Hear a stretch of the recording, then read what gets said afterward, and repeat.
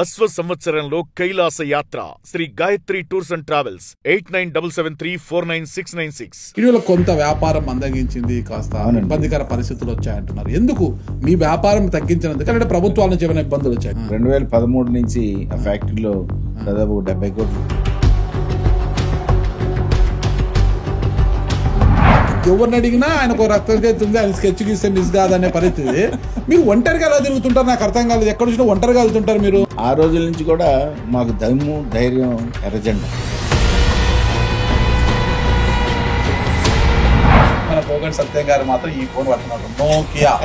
అది ఒక 5-6 ఏళ్ల నుంచి 13,000 రూపాయల ఫోన్ ఒకటి కొన్నానండి. 13,000 రూపాయలు. మా తమ్ముళ్ళందరూ గొడవ చేస్తే గౌతమ్ రెడ్డి గారికి ఏదో రెక్కి నిర్వహించారు, ఆయన అంతమొందించాలని చూశారు, అది ఇది అనే సిటీలో పేపర్లో వచ్చింది కదా. 88 నుంచి కూడా ఈ మద్రాలు, అత్యరాజకీయాలు. వంగవీటి మోహన్ రంగ గారు అంతో ఇంత చరిష్మా ఉన్న వ్యక్తి వంగవీటి రాధాబాబు గారు. మరి ఆయనే సైలెంట్ అయిపోతే ఆశా కిరణ్ గారు ఒక ఇంటికి వెళ్ళిన వారు, మీ కోడలు గారు చౌదరి గారిని పెళ్లి చేసుకొని వంగవీటి బ్రాండ్ తో వస్తే ఎలా అవుతుంది? కానీ అన్నయ్య నువ్వు ముందు నేను పైకి తీసుకురావట్లేదు, నేను తొక్కేస్తున్నారు కాబట్టి. వంగవీటి వారసురాలికి తల్లి యొక్క ఆశీర్వాదం ఉందంటారా? తల్లి ఆశీర్వాదాలు అవసరం లేదు సార్. ఆమె ఎప్పుడైతే వంగవీటి అనే పేరు మార్చుకొని చెన్నుపాటి అని పెట్టుకుందో, అదే పుష్పాలు అంటారే, పుష్ప అంటే బ్రాండ్ అనేసి, అట్లా ఇది ఒక బ్రాండ్ అని నిలబెట్టేగల శక్తి సామర్థ్యాలు ఎవరిలో ఉన్నాయంటారు వీళ్ళలో? ఏదో దాంట్లో ఉండాలి. రంగా గారి బ్రాండ్. మరి గత ప్రభుత్వంలో తాడేపల్లిలో మీద ఒక ల్యాండ్ వైసీపీ ప్రభుత్వం వాళ్ళు కబ్జా చేశారు, అది ఇదని ఆరోపణలు అయితే నోటీస్ ఇవ్వగానే అదే next day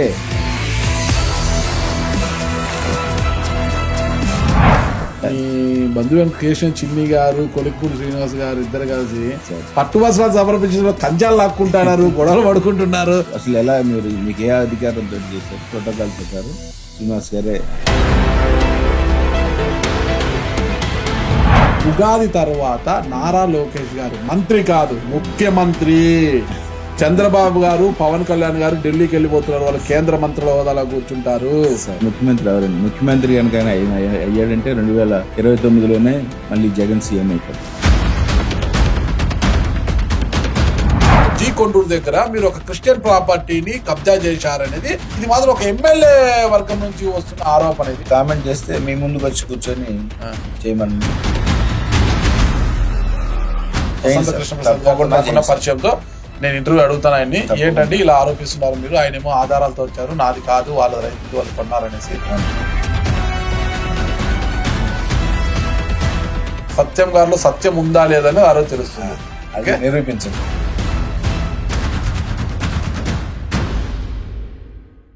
welcome to its TV. నేను మీ నాగరాజ్ బైర్శెట్టిని. ఈ రోజు మన అతిథి ప్రముఖ ఇండస్ట్రియలిస్ట్, సామాజిక కార్యకర్త అయిన కోగంటి సత్యం గారు మనతో ఉన్నారు. బాగున్నారా? సత్యం గారు దొడ్డి విజయవాడ ఉన్నంత వరకు ఈ పేరు మీకు అయినా సరే సత్యం గారి దొడ్డిలో పంచాయతీలు న్యాయంగా జరుగుతాయి అనేది ఎవరు చేస్తారు? మీరు పోయిన తర్వాత మీ అంత న్యాయంగా నిజాయితీగా చేస్తారు సార్. అందుకోసం ఎదుగుతున్నాం కదా. కేవలం ఇప్పుడు దాదాపు 20 మంది అయ్యారు, అంతకుముందు 15 మంది అయ్యారు పోయిన నెల వరకు. ఈ నెల కూడా కట్టుకుంటే ఇంకో 5-6 రిటైర్ అయ్యారు లాస్ట్ టైం. అందులో నుంచి ఇంకో 5-6 దొరికారు. సుమారు 20 మంది అయ్యారు. ఇంకో 30 మంది ఇందుకోసం ఎదుగుతున్నానండి. ఎదిగిన తర్వాత నా తర్వాత కూడా వాళ్ళు కంటిన్యూ చేసేటువంటి వాళ్ళనే నేను ఎన్నుకుంటున్నాను. మీకు వచ్చే లాభం ఏంటి? పంచాయతీలు చేయడం వల్ల వచ్చే లాభం పేరు వస్తుంది కదండి. కమ్యూనిస్ట్ పార్టీలో పెరిగిన సత్యం మంచి పనులు చేస్తున్నాడు, కోర్టుకు వెళ్ళే పని లేకుండా మనకి ఇక్కడ పరిష్కారం అయిపోతుంది అనేది మంచి పేరు వస్తుంది కదండి. నా పార్టీకి కూడా పేరు వస్తుంది, కమ్యూనిస్ట్ పార్టీ అభిమానిగా. కోగంటి సత్యం గారు అంటే ఒక పెద్ద ఇండస్ట్రియలిస్ట్. పెద్ద ఇండస్ట్రియలిస్ట్ ఏం కాదు సార్. కరోనా తర్వాత చాలా సరే పెద్ద మామూలు ఇండస్ట్రియలిస్ట్ ఆర్థికంగా విజయవాడలో బాగా స్థితిమంతుడు అనేది అందరూ అంటారు. ఆర్థికంగా బాగా స్థితిమంతుడు బాగా కాదు, ఉన్న వాళ్ళలో 10 లక్షల మంది ఉంటారు కదండి. దాంట్లో 9 లక్షలు 8 లక్షలు బాగా స్థితివంతుడు మాకు కూడా.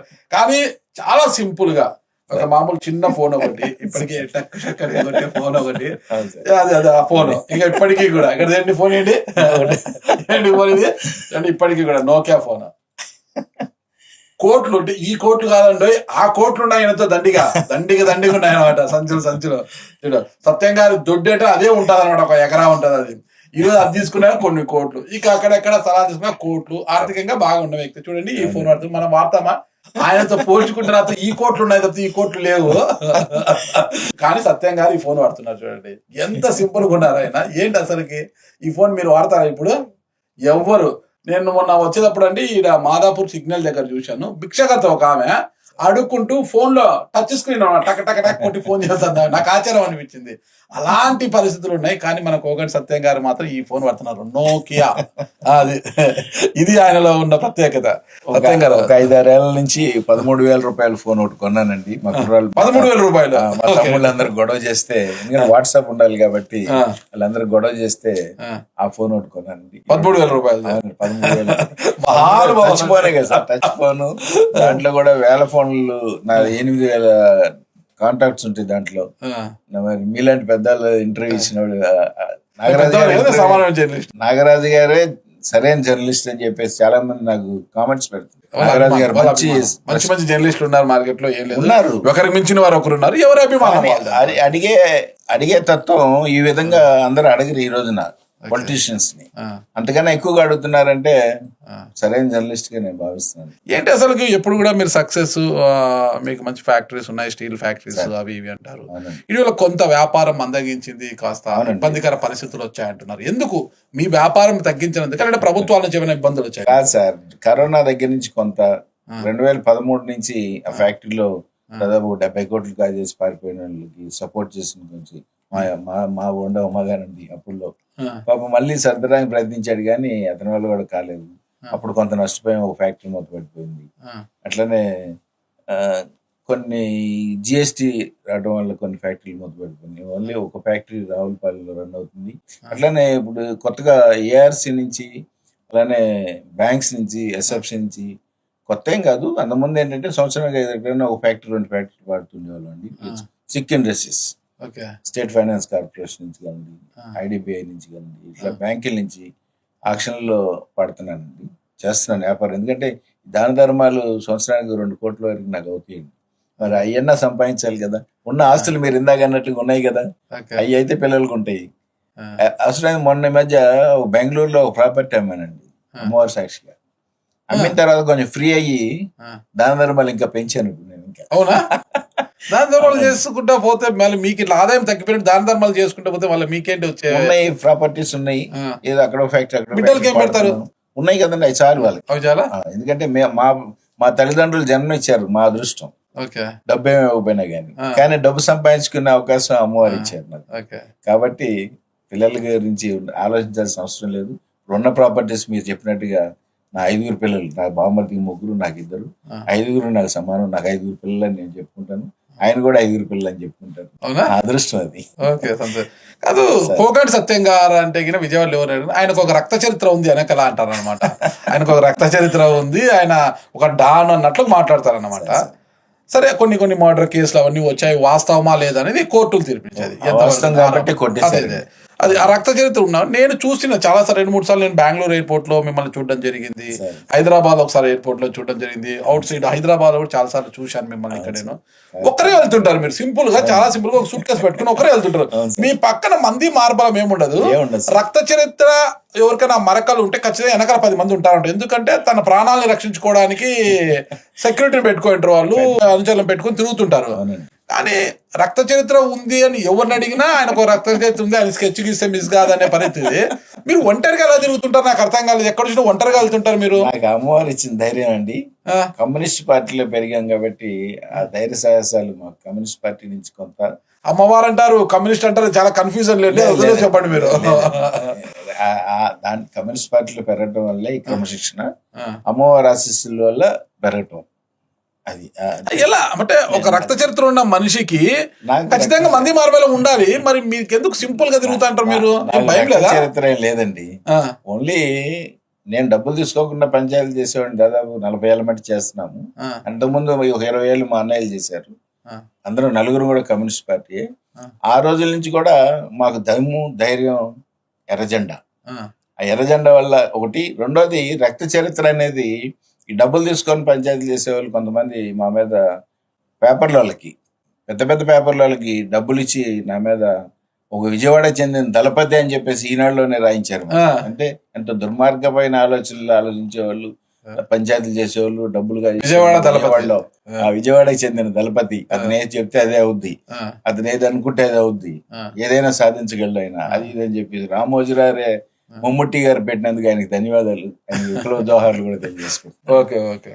అంటే ఇప్పుడు ఒక చిన్న స్థాయి వ్యాపారవేత్తనే కొంత అంతో ఎంతో ఉంటేనే ప్రైవేట్ గవర్నమెంట్ పెట్టుకుంటారు. గవర్నమెంట్ అడుగుతారు, గవర్నమెంట్ ఇచ్చిన పక్షంలో గవర్నమెంట్ ఇచ్చినా వీళ్ళే సాలరీస్ వాళ్ళకి పే చేస్తుంటారు గవర్నమెంట్ తరఫున. లేదా ప్రైవేట్ గన్ మ్యాన్ పెట్టుకుంటారు. ప్రైవేట్ మీరు ఎలాంటి గన్ మ్యాన్లు ఇంతవరకు నేను చూడలేదు. అసలు గన్ మ్యాన్ అనేది మీ పక్కన నేను చూడలేదు. అసలు ఏంటి ఆ ప్రత్యేకత ఏంటి? వద్దనుకోనా లేకపోతే ఎందుకు? సార్ నాకెందుకు, నాకు భయం లేదు. నాకు అమ్మవారు ఆ ధైర్యం ఇచ్చారు, కమ్యూనిస్ట్ పార్టీ ఆ ధైర్యం ఇచ్చింది కాబట్టి నేను గన్ మ్యాన్లు అవసరం లేదు. నాకు నాకు కుర్రాళ్ళు అవసరం లేదు. కుర్రాళ్ళు అని నాకు ఉన్నారు. నేను ఇచ్చేదల్లా శాలరీ ఇచ్చేది సూర్యబాబు అని అతనికి అద్దెలు అయ్యి వసూలు చేసుకొస్తాడు, అందుకని అతనికి ఇస్తాను. అట్లనే రోజు వచ్చే వాళ్ళందరూ కూడా మధ్యాహ్నం పూట భోజనం పెడతాం, పొద్దున్న సాయంత్రం దాకా టీ ఇవ్వటం మాకు అలవాటు. ఎందుకంటే భోజనం ఒకటే చాలు అంటాను. దాని భోజనం తీసుకొస్తానికి దానికి ఉంటాడు కాబట్టి ఆ సూర్యబాబు అనే అతనికి అమ్మవారి సాక్షిగా సూర్యబాబు అనే అతనికి ఒకరికి నేను శాలరీ ఇస్తాను. నా అప్పుడు తిరిగేవాళ్ళు. కానీ మామూలుగా సత్యం గారి దొడ్డికి ఎవరైనా సాయంత్రం పూటనో అట్లా ఎవరైనా వస్తేనా, అంటే ఎవరైనా హయ్యర్ ఆఫీషియల్స్ ఎవరు వచ్చినా కూడా అతను మామూలుగా సాధారణంగా పునుగులు, కట్మిర్చి, బజ్జీలు ఇట్లాంటి తెప్పించి పెడతారు. అదే అది ప్రేమగా అనమాట. అది ప్రేమగా 83 నుంచి ఉందండి. అదే కట్మిర్చి, పునుగులు, వడలు ఇట్లాంటివి తెచ్చిపిస్తారు. ఉల్లిపాయలు వేసి రోస్ట్ చేస్తారు. అదే అవి కానీ 83 నుంచి కూడా అండి. ఏంటది అంటే ఎలా మీకు అలా అనిపిస్తుంది? వచ్చిన వాళ్ళు ఏం తింటారేమో తెలియకుండా ఎవరు వచ్చినా నాగరాజు పునుగులు, బజ్జీలు, కట్మిర్చి తెచ్చి పెడతారు. సాయంత్రం పూట ఎట్లా బజ్జీలు, పునుగులు అనేది రొటీన్ అది. అట్లనే అయోధ్యరామరెడ్డి గారు కూడా 86 నుంచి 89 వరకు గౌతమ్ రెడ్డి, అయోధ్యరామరెడ్డి అట్లనే ఇంకా చాలా మంది సాయంత్రానికి 100 మంది చేరేవాళ్ళండి. అందరూ కాటరగడ్డ వెంకటనారాయణ గారు అందరం కలిసి బజ్జీలు, పునుగులు తింటుండేవాళ్ళం. అయోధ్యరామరెడ్డి గారు బాగా పెద్ద పారిశ్రామికవేత్త, నేను మాదిరి పారిశ్రామికవేత్త. మీ ఫ్రెండ్ గౌతమ్ రెడ్డి గారు అంటే 2-3 పార్టీలు మారకూడదు.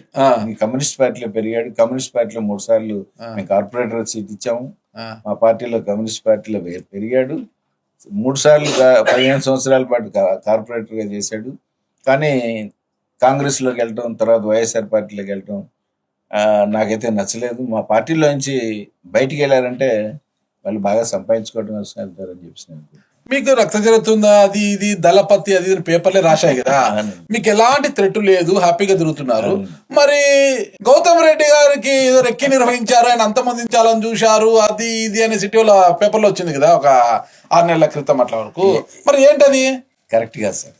ఎందుకంటే ఇవాళ 88లో రంగయ్య గారి మర్డర్ అయిన తర్వాత విజయవాడ అలానే మన కృష్ణా జిల్లాలో కానివ్వండి ఎక్కడ గొడవలు, మర్డర్లు జరగటం కానివ్వండి ఇలాంటివి ఏం జరగలేదండి. ఇలాంటివి ఏమైనా ఉంటే గన్మ్యాన్ల కోసం ఈ విధంగా ఆయన ప్రచారం చేసుకుంటారు. ఆ మధ్య రాధాబాబు కూడా ఆ 6వ సత్యం మా ఇంటి ముందుకు వెళ్ళాడు, నన్ను చంపడానికి ప్రయత్నించాడు, ఇది అంటే నేను ఆ బాబుకు ఫోన్ చేశాను. ఏంటో అల్లుడు నిజమేనా అని. నిజమేమో అన్నాడు.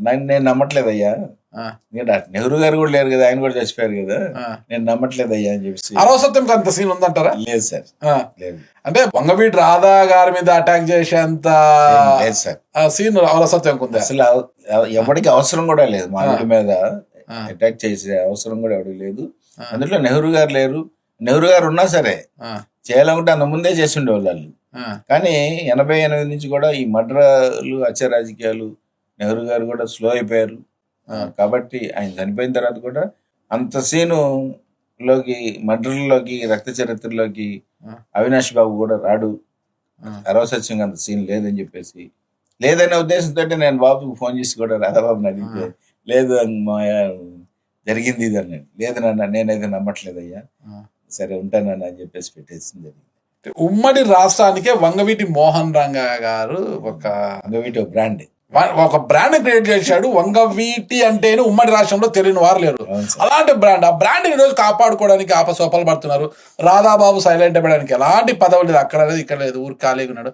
ఇంకా వాళ్ళ చెల్లి ఆశా కిరణ్ ట్రై చేస్తున్నారు. ఎవరు మరి ఎంతవరకు ఆమె సక్సెస్ తెలియదు. శంతన్ ఇంతవరకు శంతన్ గారు వాళ్ళ నాన్న చలపతిరావు గారు చాలా శంతన్ గారు దాదాపు ఒక 10 ఏళ్ళు అనుకుంటా, 10-15 ఏళ్ల పాటు చాలా సైలెంట్ అయిపోయారు ఆయన. ఇటువంటి ఆయన యాక్టివ్ అవుతున్నారు. ఆశా కిరణ్ గారిని తీసుకొచ్చిన తర్వాత ఆయన యాక్టివ్ అవుతున్నారు. ఎందుకు వీళ్ళు వంగవీటి నరేంద్ర మళ్ళా అదేదో వంగవీటి మోహన్ రావు గారు అసలైన వారసు నేనే అన్నట్టుగా ఆయన గట్టిగా మాట్లాడుతున్నారు. వైసీపీలో చేరిపోయారు. ఆయన మొన్నటి బీజేపీలో ఉండే, బీజేపీలో పాపం ఆయనకు పోటీ చేసే డిపాజిట్ కూడా రాలేదు ఆయనకు. అదొక బ్యాడ్. వంగవీటి బ్రాండ్ తో బరిలోకి దిగితే ఆయన డిపాజిట్ రాలేదు ఆయనకు, వంగవీటి నరేంద్ర గారికి. పాపం ఆయన అక్కడ నాకు ఏమి వర్కౌట్ కాదు అనుకున్నాడు ఏమో, మళ్ళీ మనకు తెలియదు. పాపం వైసీపీలోకి వెళ్ళిపోయారు. వైసీపీలోకి గట్టిగా మాట్లాడుతున్నాడు. అంటే భవిష్యత్తుని తనను కూడా ఒక గుర్తిస్తుందేమో వైఎస్ఆర్ కాంగ్రెస్ పార్టీ, చూద్దాం అనేసి. అది జరుగుతుందో లేదో ఎవరికి తెలియదు ఇక్కడ. ఓకేనా, మరి వీళ్ళంతా ఇలా అయిపోయినారు కదా వంగవీటి ఫ్యామిలీలో. మళ్ళీ ఏంటి వంగవీటి అనేది రాధా రంగా మిత్ర మండలి అనేది అట్లనే వంగవీటి పేరు మీదే ఏ గవర్నమెంట్ అయినా సరే అధికారంలోకి వస్తుంది అనేది అందరికీ తెలిసిన విషయం. కాబట్టి అన్నయ్య మరి రాధాబాబు బయటికి రావట్లేదు, ఏ పార్టీలో కూడా సరిగా ఉండట్లేదు. కొన్నాళ్ళు కాంగ్రెస్ ఎమ్మెల్యే చేశారు, ఆ తర్వాత పిఆర్పికి వెళ్ళారు. ఒక బ్రాండ్ అండి, వాళ్ళు శాసించాలి, రాజకీయాన్ని శాసించే స్థాయి వాళ్ళది, చిన్న విషయం కాదు. మరి ఈ రోజు వాళ్ళ వారసులు ఉనికి పాటలు పడుతున్నారు కదా. అదే ఆ బాబుకి ఆ స్థాయి లేదు కాబట్టి, శాసించే స్థాయి లేదు కాబట్టి ఆ బాబుని పైకి రానట్లేదండి ఎవరు. కనుక మన నాన్నగారిది ఎట్లా అయినా సరే రాష్ట్ర వ్యాప్తంగా తీసుకురావాలనే ఉద్దేశంతో ఆశా కిరణ్ గారిని మరి చెన్నపాటి శ్రీనివాస్ గారు బయటకు తీసుకురావటం. ఆయనకేమంత అవసరమో, అల్లుడికి వ్యతిరేకంగా తెస్తున్నట్ట, లేకపోతే అల్లుడికి ఇంకా వీలు పడలేదులే కోడల ద్వారా ప్రయత్నిస్తాం అనుకుంటున్నారు ఆయన.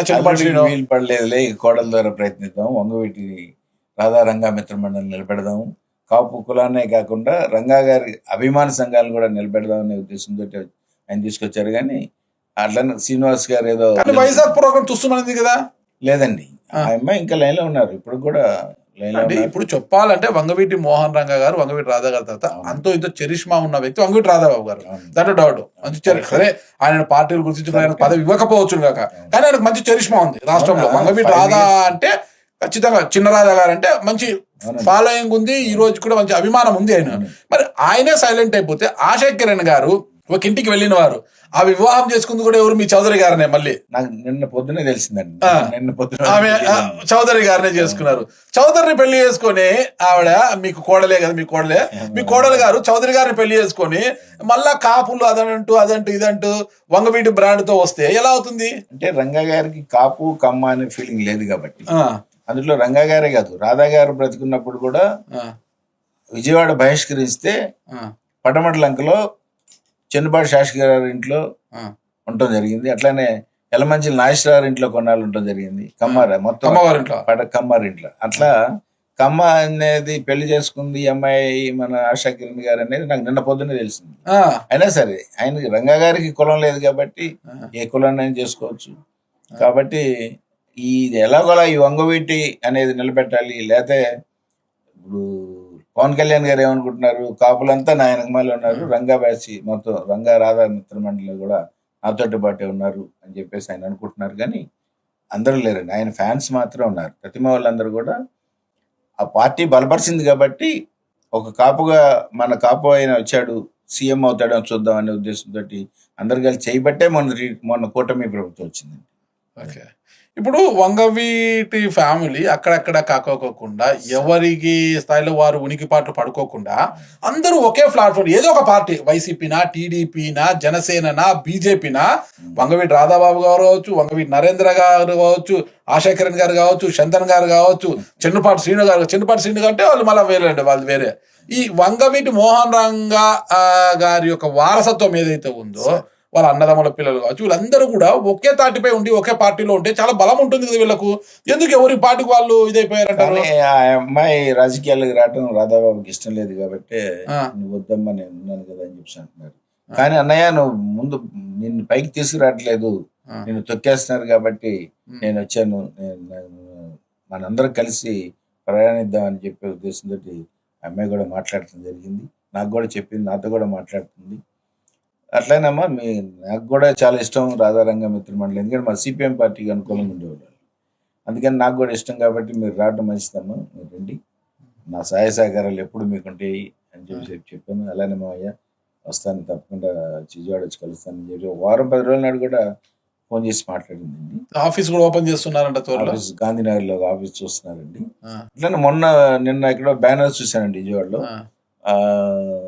ఆటోనగర్లో ముస్లిమ్స్ మొత్తం కలిసి అమ్మాయిని పిలిచి ఈ రంజాన్ వేడుకల్లో పాల్గొనే అవకాశం ఆ అమ్మాయికి ఇచ్చారు. అంటే రంగా గారు ఇది ఆ అమ్మాయికే నెక్స్ట్ అనుకుంటున్నాను నేను. రాధా గారికి ఉండదంటారా? రాధా గారికి ఉంటే ఈ పాటికే ఉండాల్సిందండి, మరి లేదు ఉండదేమో అని అనిపిస్తుంది. ఎందుకంటే కాంగ్రెస్, మరి పిఆర్పి, తర్వాత వైఎస్ఆర్ పార్టీ, తర్వాత మళ్ళీ టీడీపీ, మరి 4 పార్టీలు మారారు. మళ్ళీ ఇప్పుడు వైఎస్ఆర్ పార్టీలోకి వెళ్తారనేది వదంతులు కూడా వస్తున్నాయి. కానీ మొన్న ఇక్కడ రంగా గారి విగ్రహ ఆవిష్కరణలో కూడా వైఎస్ఆర్ పార్టీ వాళ్ళని పిలిచి వీళ్ళని జాగ్రత్తగా చూడండి, వీళ్ళని కాపాడాల్సిన అవసరం ఉంది, వీళ్ళని గెలిపించుకోవాల్సిన అవసరం ఉందని చెప్పేసి అన్నాడంటే అందరికి కూడా ఆ అనుమానం కూడా ఉందండి. వైఎస్ఆర్ పార్టీ వంగవీటి అనే బ్రాండ్ ని, ఆ ఇమేజ్ ని కొనసాగించగల, దాన్ని కాపాడగల, దాని ఇక భవిష్యత్తులో కూడా వంగవీటి అంటే ఇది ఒక బ్రాండ్, అదే పుష్పాలు అంటారే, పుష్ప అంటే బ్రాండ్ అనేసి, అట్లా ఇది ఒక బ్రాండ్ అని నిలబెట్టేగల శక్తి సామర్థ్యాలు ఎవరిలో ఉన్నాయంటారు వీళ్ళలో? వంగవీటి రాధాబాబు గారా, వంగవీటి ఆశా కిరణ్ గారా, వంగవీటి నరేంద్ర గారా, వంగవీటి శంతన్ గారా, ఎవరున్నారంటారు? ఆశా కిరణ్ గారికి ఒక ఆజ్ఞ ఉందండి. అవునా? ఎవరికి లేదంటారు? ఎవరికి లేదు. తీసి పడేశారు, ముగ్గురు మగవాళ్ళని తీసి పడేశారు, ముగ్గురు వారసుల్ని తీసి పడేశారు, ఒకరింటికి వెళ్ళిన ఆమెను తీసుకొచ్చారు మీరు. ఇందిరాగాంధీ గారి టైంలో ఎంతమంది మగాళ్ళు ఉన్నారండి? ఆమె ప్రధానమంత్రి చేయాల, భారతదేశాన్ని పరిపాలించారు. మరి అట్లా ఒక లేడీని మనం తక్కువగా మీరు చూడలేదు. కానీ జెంట్స్ లోకి వచ్చినప్పుడు మరి నేను నరేంద్ర కూడా నాకు ఫంక్షన్ లో కలిస్తే, ఏనా ఏంటి బీజేపీలో ఉన్నావు అంటే, ఉన్నానండి కానీ దేనికైనా డబ్బు కావాల్సిన పరిస్థితి ఏర్పడుతుంది, నా దగ్గర డబ్బు లేదు, నేను వస్తాను, మీతో మాట్లాడతానండి. ఇప్పుడు వైసీపీలో ఉన్నారు కదా ఆయన. తర్వాత వైసీపీలోకి వెళ్ళాడు. నేను రాధారంగ మిత్ర మండలి స్థాపించిన వాళ్ళలో ఒక పెద్ద ఆయన చనిపోతే ఆ దినంలో ఆయన కలిశాడు నరేంద్ర నేను మాట్లాడితే ఆ మాట అన్నాడండి. అన్న తర్వాత మళ్ళా వైసీపీలోకి వెళ్ళాడు. వెళ్ళకూడదండి, ఏదో దాంట్లో ఉండాలి. రంగా గారి బ్రాండ్ కాంగ్రెస్ కాబట్టి ఆశా కిరణ్ గారు కూడా నా అనుమానం, ఎందుకంటే మరి ప్రజల ఉద్దేశం ఎలా ఉంటుందో వాళ్ళ అందరి అభిప్రాయాలను బట్టి నేను వెళ్తాను మావయ్య అని చెప్తుంది కాబట్టి ఆ అమ్మాయి. నా ఉద్దేశం రంగా గారు కాంగ్రెస్ కాబట్టి, కాంగ్రెస్ పార్టీ చచ్చిపోయింది కాబట్టి, ఇక్కడ ఆంధ్ర రాష్ట్రంలో కాంగ్రెస్ పార్టీ అంటే వైఎస్ఆర్ పార్టీ కాంగ్రెస్ పార్టీ కాబట్టి దాంట్లోకి వెళ్ళిపోద్దామో అని చెప్పేసి నా రాజకీయ అనుభవాన్ని బట్టి నేను అనుకుంటున్నాను. అంటే అరవ సత్యం మా ఇంటి ముందు నుంచి వెళ్ళాడు, నాకు థ్రెటన్ ఉంది అని వంగవీటి రాధా గారు భావించడంలో తనను తాను తగ్గించుకున్నట్లు కాదంటారా? తగ్గించుకున్నట్టు కదా. కానీ పెరుగుద్దని అనుకున్నారు. కానీ ఈ రోజులు వేరు. ఆ రోజుల్లో అమ్మో నన్ను చంపేస్తారా, అయ్యో నన్ను చంపేస్తారని చెప్పేసి షో చేసి గన్మ్యాన్లు పెట్టుకొని జనాన్ని పెట్టుకొని చేసిన రోజులు ఈ రోజులు కాదండి. అది ఆయనకే వీక్ ఆయన వీక్ అవటానికి తప్ప అతను ఏదో దానివల్ల ఆయనకి ఏం క్రెడిట్ రాలేదండి. ఎందుకంటే సత్యం పైన అయిపోయింది, అలాంటి నడవలేకున్న పరిస్థితిలో ఉన్నాడు ఇవాళ. అందులో అవతల వెనకమాల బ్యాక్ బోన్ నెహ్రూ గారు లేరు, చనిపోయారు. అట్లాంటి సత్యం రాధాబాబుని మర్డర్ చేస్తాడంటే అసలు ఎవరు నమ్మరు, పక్కింటి వాళ్ళు కూడా నమ్మరు అని చెప్పి తెలియజేసుకుంటారు. అవునండి. మొత్తం మీద వంగవీటి వారసురాలికి తల్లి యొక్క ఆశీర్వాదం ఉందంటారా? తల్లి ఆశీర్వాదాలు అవసరం లేదు సార్. ఎందుకంటే ఆమె ఎప్పుడైతే వంగవీటి అనే పేరు మార్చుకొని చెన్నుపాటి అని పెట్టుకుందో ఆ తల్లి కింద లెక్క కాదు నా ఉద్దేశం అయితే, ఆ పిల్లలు కూడా. ఎందుకంటే వంగవీటి ఒక స్టార్, బ్రాండ్. అట్లాంటిది లవ్ మ్యారేజ్, మళ్ళీ రంగా గారిని లవ్ మ్యారేజ్ చేసుకొని అందులో 2 సార్లు ఎమ్మెల్యేగా అయింది. 94లో మేము ఇండిపెండెంట్ వేసి 30,000 ఓట్లు మేము చేల్చబెట్టి 2వ సారి ఎమ్మెల్యే అయింది అనుకోండి. అలానే 89లో మరి ఎమ్మెల్యే అయిందంటే రంగా గారి దయ కదండి. అట్లాంటిది వంగవీటి అనే పేరు మార్చుకొని చెన్నుపాటి పేరుగా మార్చుకుందంటే ఆమె గురించి అసలు మనం ఆలోచించాల్సిన అవసరం కానీ ఆమె గురించి మనం మాట్లాడుకోవాల్సిన అవసరం కూడా లేదని చెప్పి నేను అనుకుంటున్నా. కానీ మీరు జర్నలిస్ట్గా మీరు అడగచ్చు, మీరు ఏది అడిగినా సరే సమాధానం చెప్పాల్సిన బాధ్యత. క్యాస్ట్ లేదు సార్, నాకైతే క్యాస్ట్ లేదు. వాళ్ళకు ఉంది కాబట్టే చెన్నుపాటి అని మార్పించుకుంది. దాన్ని కేవలం డాక్టర్ రవి అని ఒక అతను ఉన్నారు సార్, అతను ఆమెని ఆ మైండ్ పాడు చేసి ఆ ఇంటి పేరు మార్చుకోవటానికి కానీ దేనికైనా దుర్మార్గంగా రవి చౌదరి చేసిన పని వల్ల ఆ అమ్మాయి బలైపోయింది. అది టీడీపీలో అసలు భర్తను కొత్త చంపిన అంశం పార్టీ. చెప్పారు మీరు, ఏంది మైండ్ డైవర్ట్ చేయడం ఏంటో ఒక డాక్టర్ వచ్చి ఏంటది? డాక్టర్ గారు ఒక ఆయన ఉన్నారు సార్, ఆయన వచ్చేటప్పటికి కొంచెం రత్న కుమార్ గారికి బాగా సలహాదారుడిగా, అంతకుముందు రంగా గారికి కాటరగట్ట రాజగోపాలరావు గారు సలహాదారుడు ఉండేవారు, సిపిఐ పార్టీ పెద్ద ఆయన. అట్లా సలహాదారుడిగా ఈ చౌదరి గారిని పెట్టుకుందాము. ఈ చౌదరి గారికి కమ్మ కాబట్టి, కమ్మ గోళ ఉంది కాబట్టి ఆయన ఆ అమ్మాయిని రత్న కుమార్ గారిని కమ్మగా మార్చడం కోసం చెన్నుపాటి అని చెప్పేసి ఇంటి పేరు మార్చాడు. దానివల్ల ఆ అమ్మాయి నాశనం అయిపోయిందండి. లేకపోతే ఇవాళ కూడా ఎమ్మెల్యే రత్న కుమార్ గారే, ఇవాళ కూడా రాధాబాబు అన్ని పార్టీలు మారకపోతే ఇవాళ కూడా రాధాబాబు ఎమ్మెల్యే. అక్కడికి 19లో కూడా నేను కావాలని చెప్పానండి, బాబు నువ్వు వెళ్ళు, నీకు బందర్ సీట్ ఇస్తా అంటున్నారు వైసీపీ, నువ్వు డెఫినెట్గా గెలుస్తావు అంటే, లేదు మా నర్సాపేటలో ఎవరికి డబ్బులు లేదు, రేపొద్దున మనకు కూడా డబ్బులు లేకపోతే మన పరిస్థితి ఏమవుద్ది, అది ఇది అన్నాడు. లేదు నాన్న నువ్వు అన్నీ మర్చిపో, నువ్వు వెళ్ళు, ఢిల్లీ లెవెల్లో వంగవీటి అనేది ఒక బ్రహ్మాండ బ్రాండ్ వస్తుంది మనకి అని చెప్పాను. అయినా కానీ నా మాట వినకుండా మళ్ళీ వెళ్ళి టీడీపీలో మరి టీడీపీ వారు మరి ఇవాళ వరకు ఏం చేయలేదంటే ఇంకేం చేయరని చెప్పేసి నేను అనుకుంటున్నాను. వంగవీటి వారసుడైన వంగవీటి రాధా గారు టీడీపీలో చేరడానికి మీరు ఆ రోజు ఆహ్వానించారా? లేదండి. ఎందుకు? టీడీపీ వాళ్ళు మా బావగారిని చంపేశారు కాబట్టి. ఎవరు మీ బావగారు? అంటే రంగా గారు. ఓకే, వంగవీటి మోహన్ రంగా గారు మీ బావగారు. అంటే టీడీపీ వాళ్ళు చంపారా? టీడీపీ వాళ్ళు చంపారు. ఓకే, ఇప్పుడు ఎలా చెప్తారు మీరు టీడీపీ వాళ్ళు చంపారని? ఎలా చెప్పడం ఏంటి సార్? దేవినేని రమణ గారు ఎవరు?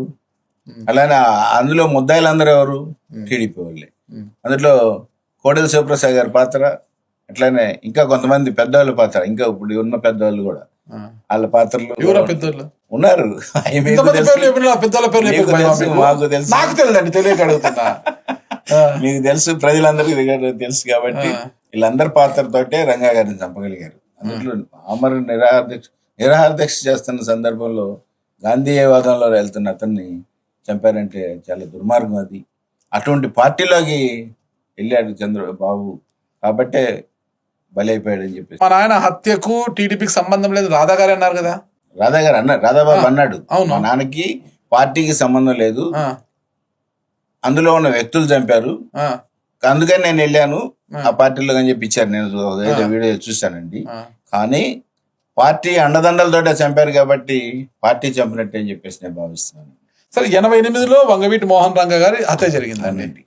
ఓకేనా? ప్రజల సమక్షంలో ఆయన నిరాదీక్ష ఉండగానే చంపారు. 89లో కాంగ్రెస్ పార్టీ అధికారంలోకి వచ్చింది. మరి కాంగ్రెస్ పార్టీ మరి ఎందుకు విచారణ చేసి దోషులు ఎందుకు శిక్షించలేకపోయింది? అంటే ఈ కేసు వచ్చేటప్పటికి ఇందాక నేను చెప్పాను సరే, రవి చౌదరి అని. ఈ రవి చౌదరి ఏం చేశాడంటే ఈ కేసును సిబిఐకి లాక్కెళ్దాం అని చెప్పేసి ఒక 10-15 ఏళ్ళు గడిపాడండి ఆయన. ఎందుకంటే ఆ కేసులో ఉన్నటువంటి వాళ్ళు ఎక్కువ మంది కమ్మాళ్ళు, వాళ్ళని బయటేయటం కోసం ఆ అమ్మాయి అప్పుడు ఉన్నట్టు నటించి ఈ కేసును సిబిఐకి వెళ్ళడానికి 10-15 ఏళ్ళు పట్టింది. సిబిఐకి వెళ్ళిన తర్వాత కూడా సిబిఐలు కూడా కింద పోలీసు వారు ఏం పెట్టారు, అదే కరెక్ట్ అని చెప్పారు. అదే కేసులో రత్న కుమార్ గారు కూడా సాక్ష్యం చెప్పలేదంటే ఎంత దుర్మార్గం ఆలోచించండి. భర్తను చంపిన కేసులో ఆ అమ్మాయి కూడా సాక్ష్యం చెప్పలేదంటే ఆయన చంపారు అని చెప్పేసి ఆయన ఫేవర్ అంటే ఉన్న న్యాయంగా ఆయన చెప్పలేదంటే చాలా దుర్మార్గంగా భావించింది. కాబట్టి ఆ పార్టీ చంపింది అనేది ఎందుకు రాధాబాబు ఒక ఇంటర్వ్యూలో కూడా చెప్పాడు, ఆ పార్టీ టీడీపీ పార్టీ మా నాన్న చంపింది. నేను ఈ మధ్య కూడా చూశానండి వాట్సాప్లో కూడా, మా నాన్న చంపింది టీడీపీ పార్టీయే, ఇది టీడీపీలోకి వెళ్ళకముందు వైసీపీలో ఉన్న టైంలో టీడీపీ పార్టీయే, కాబట్టి ఇవాళ కూడా మేము కోలుకోలేకుండా ఉన్నామని కూడా ఉద్రేకంగా మా బాబు మాట్లాడుతున్నారు. ఏదేమైనా వంగవీటి అనే ఒక బ్రాండ్ అయితే దినదిన అభివృద్ధి చెందాలని నేను కోరుకుంటున్నాను. నేను కూడా కోరుకుంటున్నాను. ఓకే అండి. ఇకపోతే ఏంటి అసలు సత్యం గారికి జోలికి రావడమే పెద్ద ఇబ్బందికరంగా. సత్యం గారి భూముల జోలికి రావాలంటే ఎవరైనా భయపడతారనమాట. ఆయన అంతా న్యాయబద్ధంగా కొని పెట్టుకున్నాడు, ఏదో ఉంటుంది. మరి గత ప్రభుత్వంలో తాడేపల్లిలో మీద ఒక ల్యాండ్ వైసీపీ ప్రభుత్వం వాళ్ళు కబ్జా చేశారు, అది ఇదని ఆరోపణలు వచ్చాయి. చంద్రబాబు నాయుడు గారు రిట్యూల్ చేసినప్పుడు ఈ ల్యాండ్ ఒక ప్రైవేట్ వ్యక్తిది, దీన్ని కూడా వీళ్ళు 22A పెట్టేసారు, ప్రభుత్వ భూమిగా చేసేసారు. అది ఏంది అక్కడ ఏదో హెల్ప్ యాడ్ పెట్టుకున్నారు వాళ్ళు, అది ఏందా కథ ఏంది అసలు? అది 1956లో రైల్వే వాళ్ళ land Andhra fertilizer and EID Parry అంటే పెద్ద ఫేమస్ పెద్ద ఫ్యాక్టరీ పెట్టడం కోసం రైల్వే వాళ్ళ దగ్గర నుంచి 1956లో పర్చేజ్ చేశారు. పర్చేజ్ చేసి వాళ్ళు ఫ్యాక్టరీ పెట్టారు. 4 సంవత్సరాలు పట్టిందండి. 56-60కి ఫ్యాక్టరీ స్టార్టింగ్ అయిందండి. అప్పటికి రిజిస్ట్రేషన్లు అవ్వటం, గవర్నమెంట్ నుంచి పర్మిషన్లు రావటం ఇవన్నీ జరిగింది ఆ రోజుల్లో. 60 నుంచి 86 వరకు ఫ్యాక్టరీ రన్ అయిందండి. తర్వాత ఫ్యాక్టరీ సిక్ అయిపోయి BAFRకి వెళ్ళిందండి. అంటే సిక్ అయిన ఇండస్ట్రీస్ అన్ని BAFRకి వెళ్తాయండి. వాళ్ళు ఆక్షన్ వేసి అమ్ముతారు. ఆ 86లో మేము ఆక్షన్లో 86 లేదా 89 ఆక్షన్లో పాడామండి. పాడి ఫ్యాక్టరీ మొత్తం పగలగొట్టేసి స్క్రాప్ కింద అమ్మేసామండి. సిక్ ఇండస్ట్రీస్ కొంటుంటాం కదండి మనం. వేలం పట్ల కొన్నామండి. లిక్విడేటర్, అఫిషియల్ లిక్విడేటర్ వచ్చి మనకు రిజిస్ట్రేషన్ చేశాడు. 94లో రిజిస్ట్రేషన్ జరిగింది. 19లో హెలిప్యాడ్ దించారండి మన సైట్ లో. చుట్టూ కాంపౌండ్ వాల్ ఉంది. లోపల ఒక హాస్పిటల్, ప్రైవేట్ హాస్పిటల్ పెట్టుకుంటానంటే నేను ఫ్రీగా ఇచ్చానండి. పంచాయతీ వాళ్ళు వచ్చి అడిగితే, తాడపల్లి పంచాయతీ వాళ్ళు వచ్చి అడిగితే, చుట్టూ కాంపౌండ్ వాల్ ఉంది.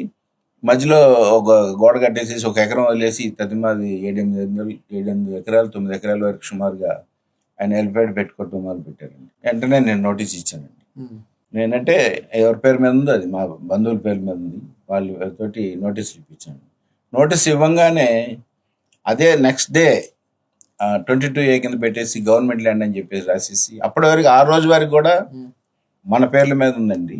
ఆ రోజు నుంచి గవర్నమెంట్ ల్యాండ్ అని రాశారు. మీరు కోర్టుకి వెళ్ళచ్చు కదా. కోర్టుకి వెళ్తే ఎప్పటికో తీసారు. నేనే కోర్టుకి వెళ్ళనండి, నాదే కోర్టు ఉండగా నేనే టైం వస్తుంది, మీదే ప్రజా కోర్టు. టైం వచ్చినప్పుడు ఆ భగవంతుడు చూస్తాడు అని అనుకున్నాం. టైం వచ్చింది కాబట్టి చంద్రబాబు గారికి మరి మేము పెద్దగా నేను చూస్తలేదు, మా పిల్లలు చూసుకుంటున్నారు.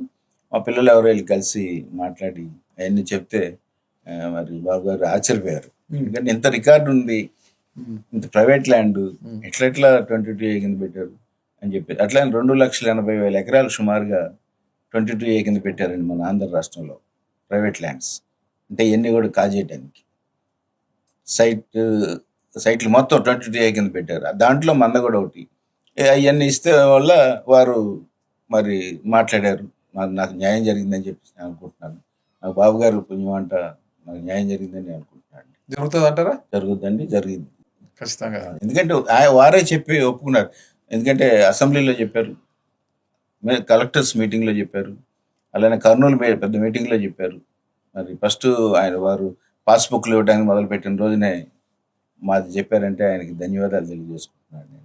చంద్రబాబు నాయుడు మీకు న్యాయం జరగాలని కోరుకుంటా. అసలు ఏం జరుగుతుంది మీ కృష్ణా జిల్లా విజయవాడలో? అసలు ఏం జరుగుతోంది? మీ బంధువులు కేశవ్ చిన్ని గారు, కొలికపూడి శ్రీనివాస్ గారు ఇద్దరు కలిసి అమ్మ దేవుడి దగ్గర కూడా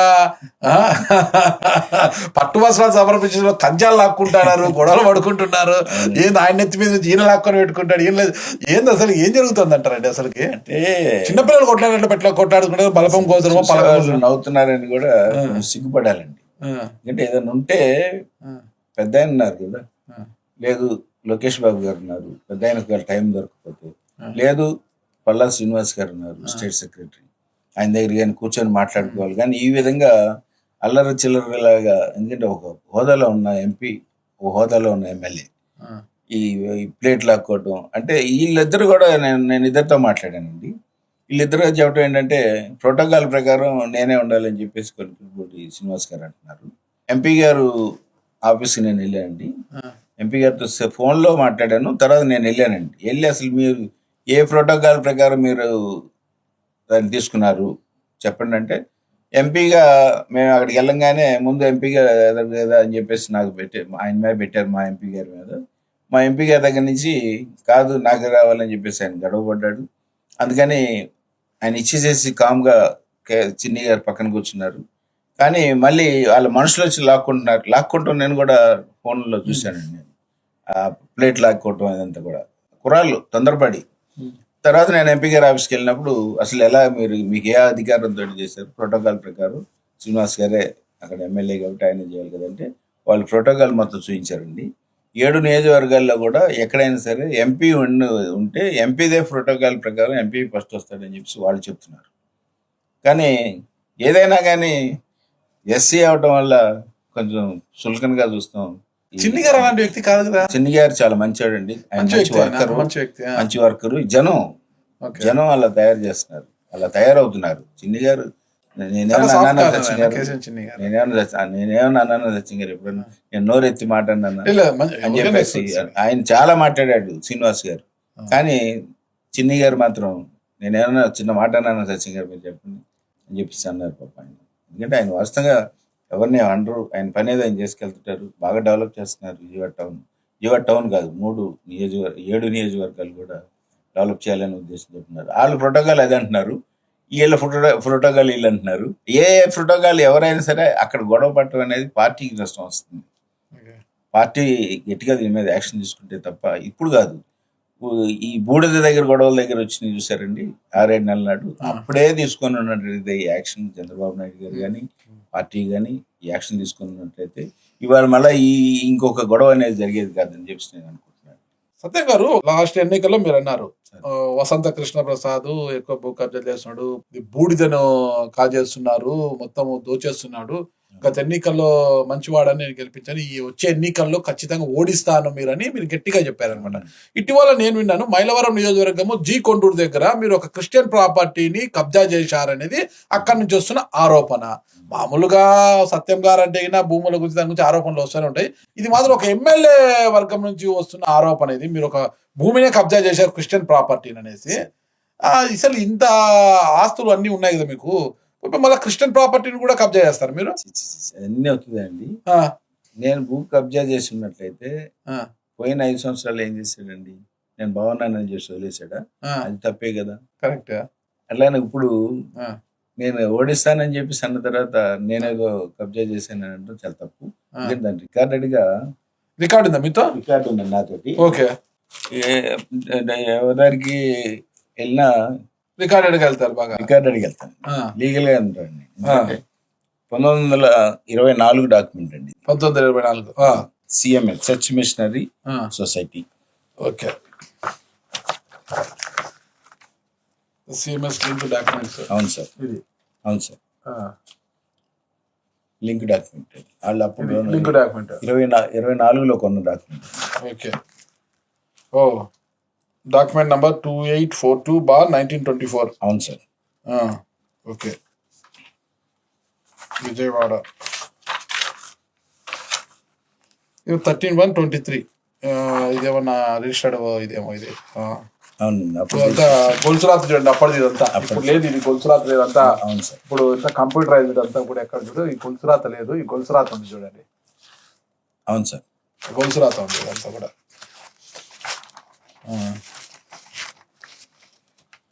ఆ సంస్థ వారు క్రిస్టియన్ ప్రాపర్టీలో నేను ఒకటి కొన్నానండి ముందు. మొత్తం డాక్యుమెంట్ విజయవాడలో నేను ఒకటి కొన్నానండి.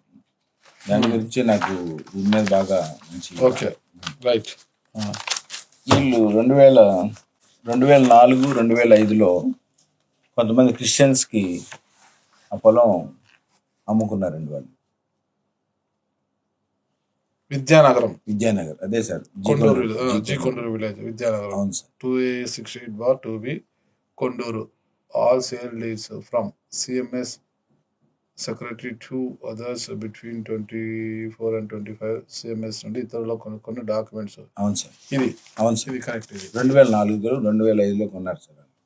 ఆ డాక్యుమెంట్స్ కరెక్ట్ సార్. ఓకే.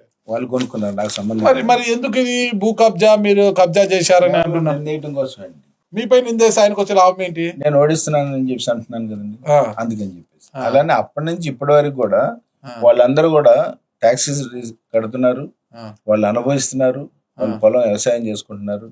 అట్లానే ఈ టీడీపీలోకి వచ్చిన తర్వాత నేను వాళ్ళకి పాస్బుక్లు కూడా ఇప్పించు నేను ఇలా కొనిపెట్టాను. ఇప్పుడు 2003-2005లో ఆ టైంలో 2003లో కూడా కొన్నాను నేను, వాళ్ళు కొనిపెట్టాను నేను. వాళ్ళంతా ఎస్సీస్ పాపం, వాళ్ళకి పాస్బుక్లు ఇప్పించమని అడిగితే ఒక ఎకరానికి 2 లక్షలు చొప్పున అడిగాడు. మీ దగ్గర ఆరోపణలు ఉన్నాయి, ఇలాంటి రాయేస్తున్నారా? లేదండి, కడిగాడు కాదు ఇక్కడ మనకు కావాల్సింది. మీ దగ్గర ఆధారం ఉంది. ఇట్లా ఆధారం ఎట్లయితే తెచ్చారో అడిగినట్లు ఆధారం ఉంది అంటే బురద తెలుతున్నారు ఒక ఎమ్మెల్యే మీద. లంచం తీసుకునే వాళ్ళు ఎవరు కూడా ఎమ్మెల్యే అవ్వచ్చు, ఎంపీ అవ్వచ్చు, మినిస్టర్ అవ్వచ్చు, ప్రధానమంత్రి అవ్వచ్చు, ఎవరైనా ఆధారాలు ఉంటాయండి. ఆధారాలు ఉంటే ఈ లంచగొండితనం ఇలా పెరుగుతుంది. సరే, ఆయన మీద బురద తెస్తున్నారు కదా. ఒక మాట స్ట్రైట్ గా అడుగుతాను, మీరు చెప్పండి.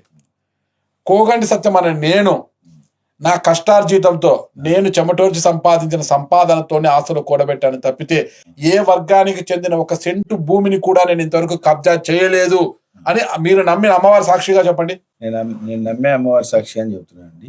నేను కష్టపడి సంపాదించింది తప్ప నేను ఎక్కడ కూడా ఒక గజం కూడా కబ్జా చేయలేదు. ఎక్కడైనా సరే నేను డబ్బు పెట్టి కొన్నాను తప్ప ఎక్కడ కూడా నేను కబ్జా చేయలేదు అని చెప్పేసి అమ్మవారి సాక్షి అని చెప్తున్నాను. ఓకే, వాస్తవం అండి. క్రిస్టియన్ భూములకి మీకు సంబంధం లేదు? నాకు సంబంధం లేదండి అసలు. ఓకే, ఇది నా మీద నిందేస్తున్నాడు. ఎందుకంటే పట్టా పాస్బుక్లు ఇప్పించమని చెప్పేసి నేను అడిగాను అని చెప్పేసి నన్ను డబ్బులు అడిగాడని. వాళ్ళు ఇవ్వలేరు, ఎస్సీస్ కదా, ఏదో పొలం దున్నుకొని బతుకుతున్నారు. ఇందులో మెట్టండి, ఏదో పండితే పండుద్ది, వర్షం వస్తే పండుద్ది, లేకపోతే లేదు.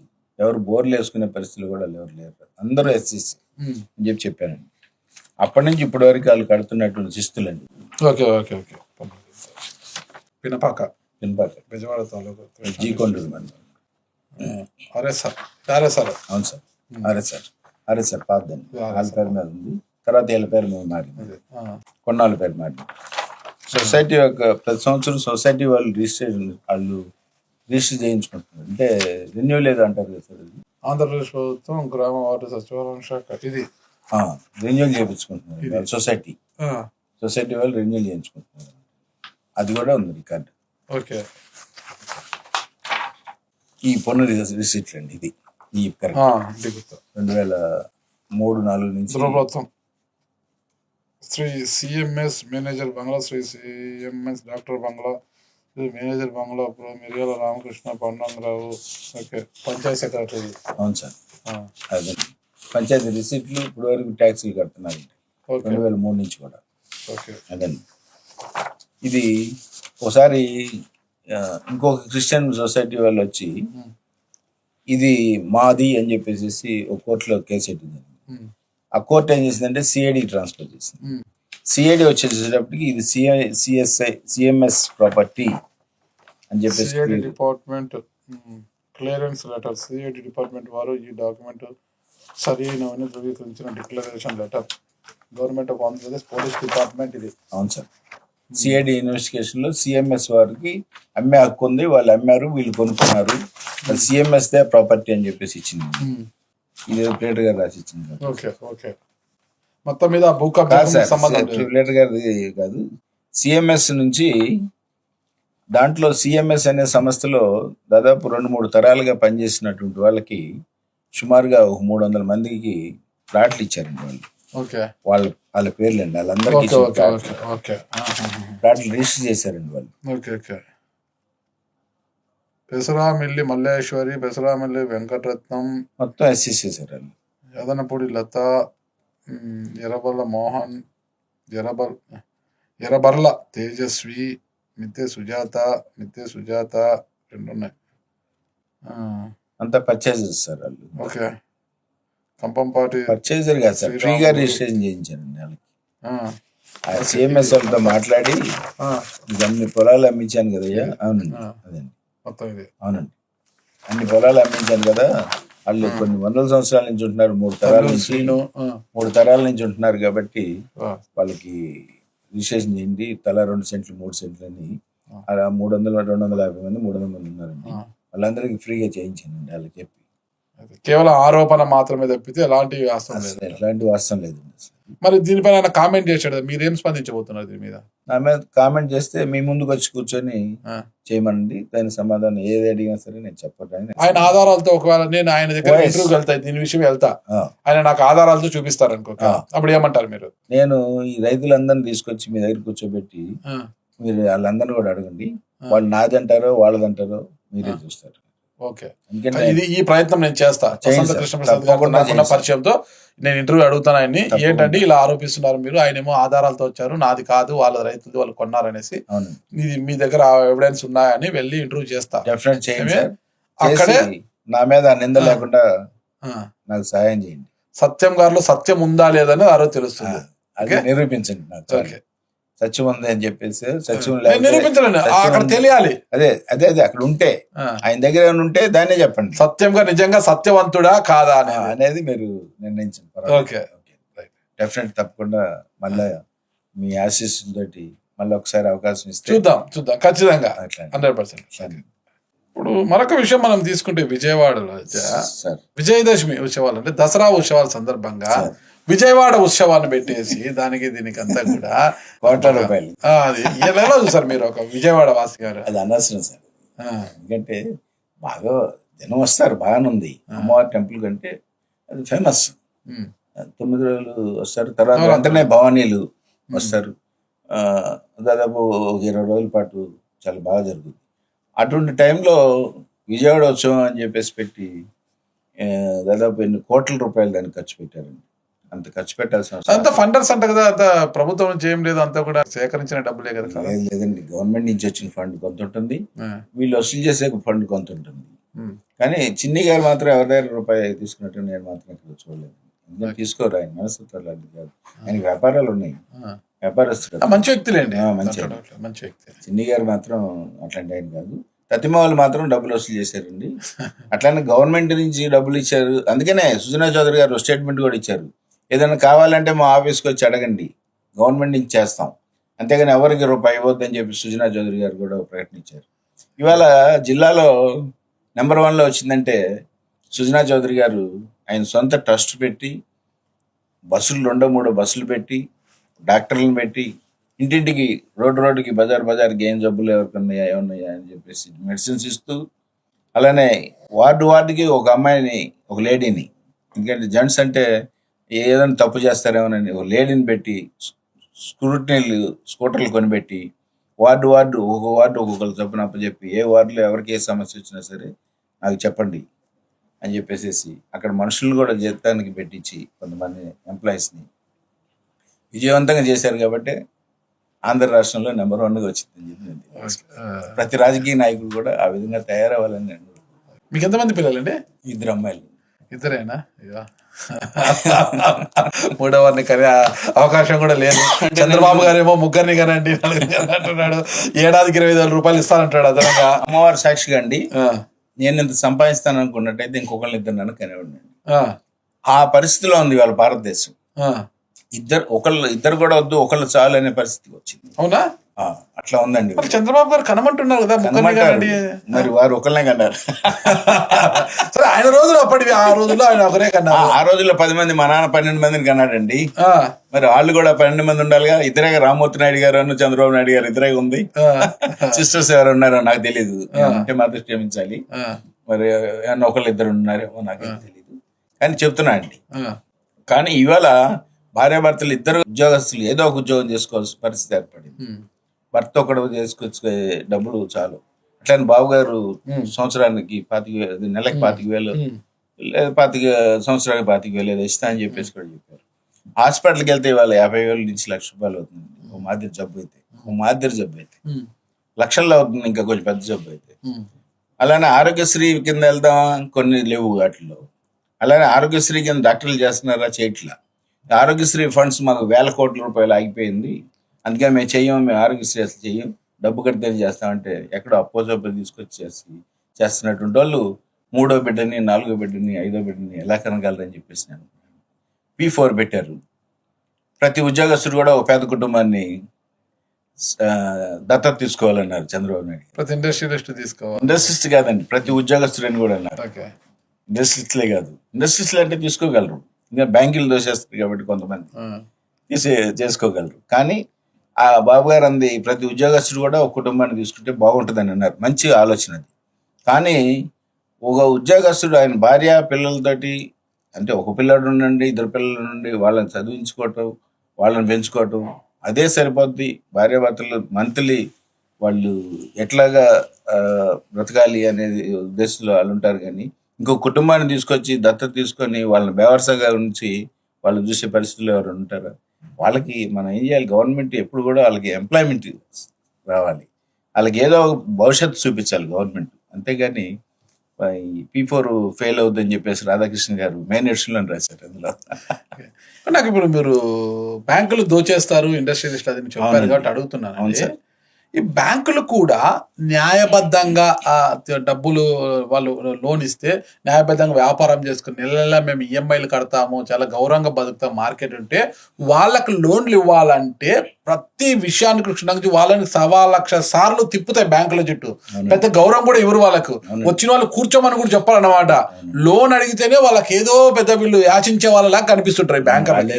సొంత డబ్బు తీసుకొని అదే వేల కోట్లు తీసుకొని ఎగదొబ్బేసి విదేశాలకు వెళ్ళిపోయే వాళ్ళకు పిలిచి మరి సరే ఈ ప్రభుత్వాలు కూడా వాళ్ళకి మాఫీలు చేస్తుంటాయి అనమాట. ఈ రుణాలన్నీ మాఫీ చేసేస్తుంటాయి వాళ్ళని సచ్చిడు. మళ్ళీ అలాంటి వాళ్ళు వస్తే ఎంపీలు కానీ ఇంకోటి కానీ అలాంటి వాళ్ళు కూర్చోబెట్టి కూల్ డ్రింక్ ఇచ్చి కాఫీయా sir, tea sir, cool drink తాగుతారా సార్, జ్యూస్ తాగుతారా సార్, ఫ్రెష్ జ్యూసా, మామూలు జ్యూసా సార్ అడిగి మరి వాళ్ళకి కూర్చోబెట్టి సకల మర్యాదలు చేసి ఓకేనా కొంచెం లోన్లు ఇచ్చి పంపిస్తా అంటారు అనమాట. ఒక సామాన్యుడు వెళ్ళి మాకు అన్నీ ఉన్నాయి సార్, మాకు ఏమైనా లోన్ ఇవ్వండి, మేము బతుకుంటాం, ఒక వ్యాపారం చేసుకుని ఉంటే వీళ్ళకి 30 తిప్పలు పెడుతుంటారు వీళ్ళు.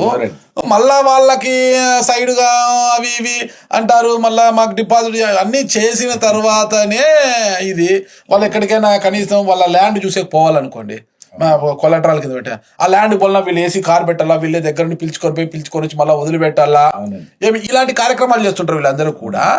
ఎందుకు ఎగరగొట్టే వాళ్ళకి బ్యాంకులు లోన్లు ఇస్తాయి, న్యాయబద్ధంగా ఉండే వాళ్ళకి ఎందుకు ఇవ్వరంటారు? దీనికి రాజగోపాల్ గారు ఉదాహరణ, పాపం ఆయన గురించేనే కాదు, రాజగోపాల్ గారు కానివ్వండి, ఏ రాజగోపాల్ గారు, లగడపట్టి రాజగోపాల్ గారు కానివ్వండి, నిన్న చనిపోయారు సాంబశివరావు, రాయపాటి సాంబశివరావు కానివ్వండి, అంటే ఖమ్మాల్లో చెప్తున్నాను. అట్లానే విజయవాడలో ఇంకా కొంతమంది ఉన్నారండి. అలానే వీళ్ళందరూ కూడా, అలానే మోడీ కానివ్వండి పారిపోయాడు, అట్లానే హిమాలయాలు ఆయన ఉన్నాడు కదండి, ఆయన కానివ్వండి పారిపోయాడు. ఆయన కూడా ఆయన డబ్బు 7,000 కోట్లు నేను కడతాను ఇండియా వస్తే అంటే ముందు అరెస్ట్ అవ్వడం తర్వాత గడిదిగానే ఉంటున్నారు ఆయన, ఎందుకంటే కాంగ్రెస్ ఎంపీ కాబట్టి. అలా పొలిటికల్ ప్రెషర్ మీద కూడా వీళ్ళందరికీ లోన్లు ఇవ్వడం జరుగుతుంది.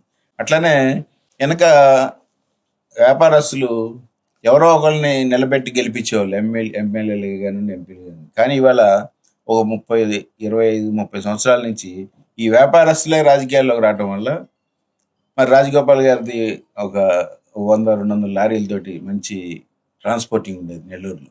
అట్లానే 47,000 కోట్ల లోన్ ఇచ్చింది. ఎట్లా ఇచ్చిందండి? ఎంపీ కాబట్టి ఇచ్చింది. ఇవాళ అన్ని ఫ్యాక్టరీలు అన్నీ మూతపడిపోతే, చాలా వరకు దాదాపు 90% ఫ్యాక్టరీలు మూతపడిపోతే అవి మొత్తం అమ్మినా కానీ 15,000 కోట్లు 20,000 కోట్లు. ఈ డబ్బంతా ఎవరిదండి? డిపాజిటర్స్, ప్రజలది డబ్బంతా. కానీ అది చూస్తలా.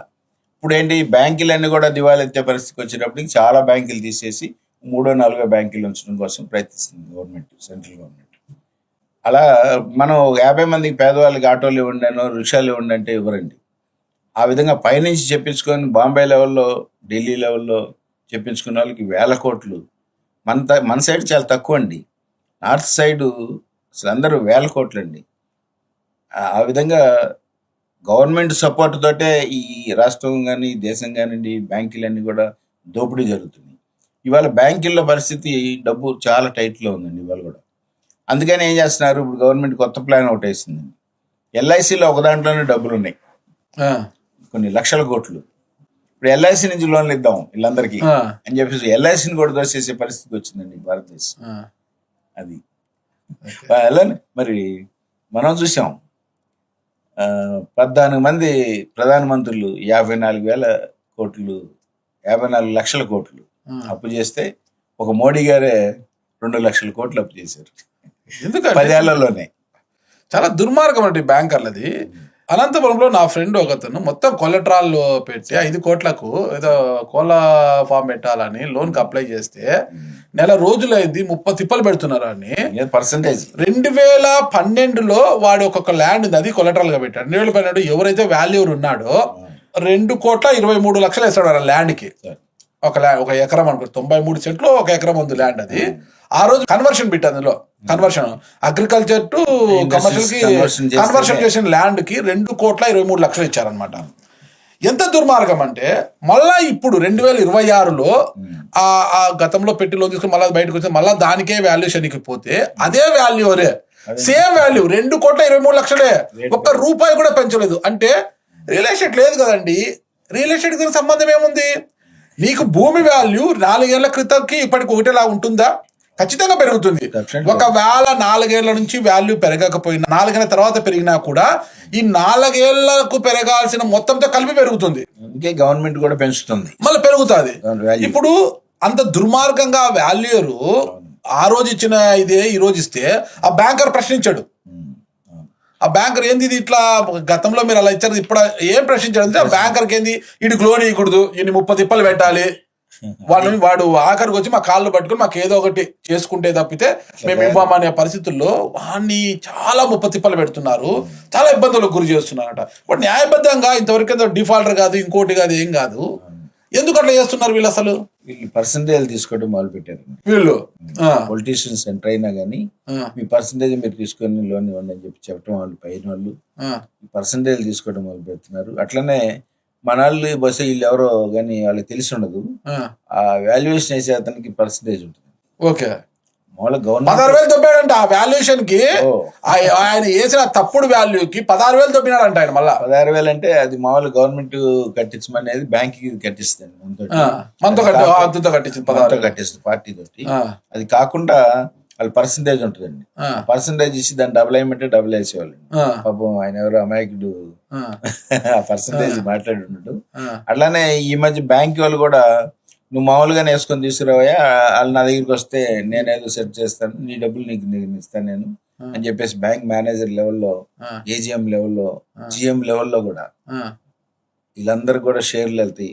వీళ్ళందరూ కూడా ఇలా తయారయ్యారు కాబట్టి బ్యాంకుల పరిస్థితి, పేదవాడికి లోన్ వచ్చే పరిస్థితి లేకుండా పోతుంది.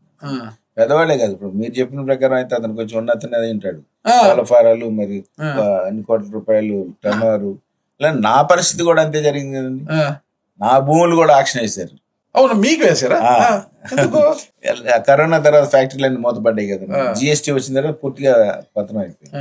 ఇప్పుడు ఒక ఫ్యాక్టరీ రన్ అవుతుంది, ఆ ఫ్యాక్టరీలో నేను ప్రిన్సిపల్ అమౌంట్ కడతాను, ఎందుకంటే ఎంపీ అయ్యే వరకే ఇంట్రెస్ట్ సహా కట్టించుకోండి, ఎంపీ అయిన తర్వాత వడ్డీ కలపొద్దు అనేది చట్టం అండి.